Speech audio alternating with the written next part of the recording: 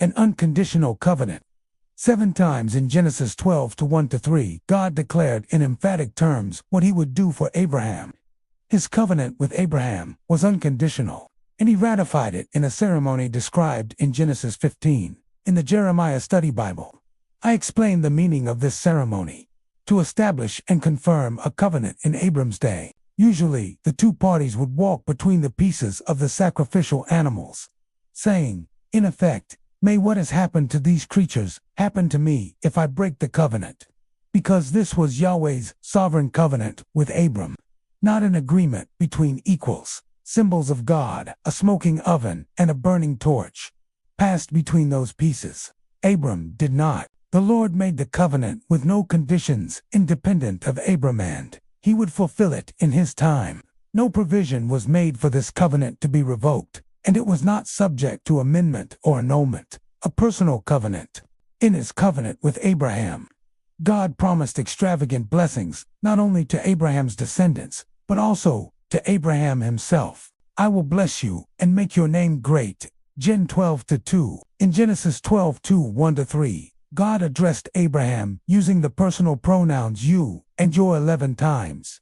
The promises are ultimately far-reaching and eternal, but they were made, first of all, to Abraham personally, and each has been fulfilled.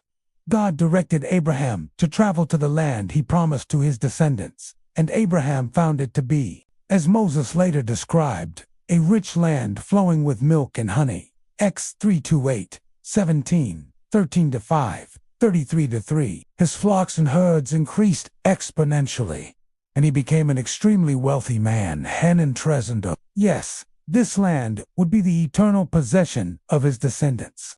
But it was also Abraham's personal home throughout his life. 2:5-7-8.